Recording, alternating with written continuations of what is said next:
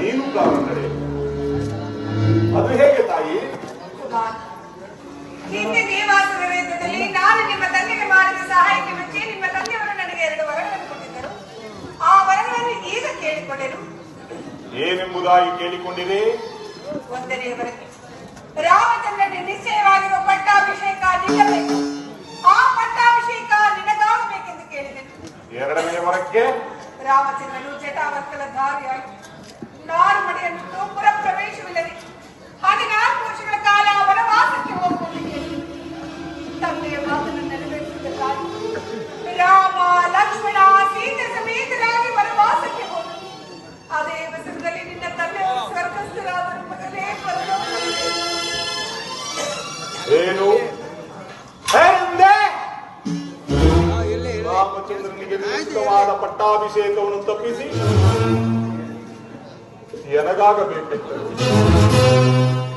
ಶ್ರೀರಾಮಚಂದ್ರ ನಾರ್ಗುಡಿಯನ್ನುಟ್ಟು ಜಠಾ ವಲ್ಕಲ ದಾರಿಯಾಗಿ ಪುರಪ್ರವೇಶವಿಲ್ಲದೆ 14 ವರ್ಷ ವನವಾಸಕ್ಕೆ ಹೋಗಬೇಕೆಂದು ಯಾಚಿಸಿದವಳು ಕೈಕೆಯೇ? ದಶರಥನ ಧರ್ಮಪತ್ನಿಯೇ? ಈ ಭರತನ ತಾಯಿಯೇ? ಇಲ್ಲ, ನೀನು ನನ್ನ ಮಾತೆಯಲ್ಲ, ಮಾರಿ.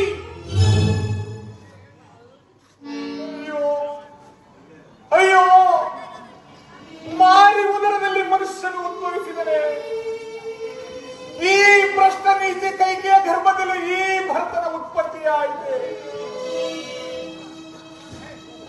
ಹೇ ಪಾಪಿ ಭರತ,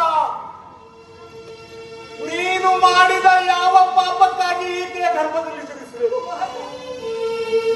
ನೀನು ಮಾಡಿದ ಯಾವ ಅಪರಾಧಕ್ಕಾಗಿ ಈಕೆಯನ್ನು ಅಮ್ಮ ಎಂದು ಕರೆದೆ? ಅಮ್ಮ, ಅಮ್ಮ, ಯಾರ ರಾಜ್ಯವನ್ನು ಯಾರಿಗೆ ಪಟ್ಟ ಕಟ್ಟಲು ಸಿದ್ಧರಾದ ತಾಯಿ?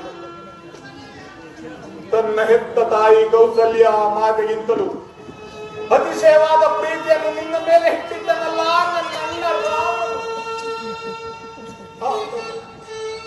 ಆತನನ್ನು ವನವಾಸಕ್ಕೆ ಹೋಗಬೇಕೆಂದು ಹೇಳಲು ನಿನಗೆ ಮನಸ್ಸಾದರೂ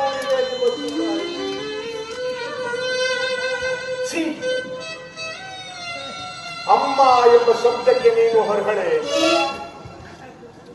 ವಂಶನಾಶವೆಂಬ ತಲಹದಿಯ ಮೇಲೆ ದಶರಥನ ಮೃತದೇಹವನ್ನು ಸ್ತಂಭದಂತೆ ನಿಲ್ಲಿಸಿ ಮಾತ್ಸರ್ಯ, ಅಸೂಯೆ, ಅಸಹನೆ, ಅಸಭ್ಯತೆ ನಿರ್ಮಿಸಿ ಪತಿದ್ರೋಹ, ಪುತ್ರದ್ರೋಹ, ಸವತಿದ್ರೋಹ, ರಾಜದ್ರೋಹವೆಂಬ 4 ಕಾಲುಗಳ ಸಿಂಹಾಸನವನ್ನು ರಚಿಸಿ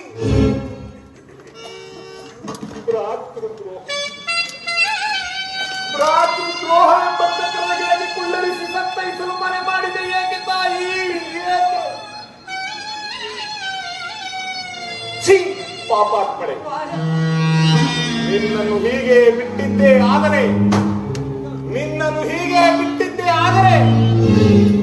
ಈ ಅಯೋಧ್ಯೆಯ ಪುಣ್ಯಶೀಲರಿಗೆಲ್ಲ ನಿನ್ನ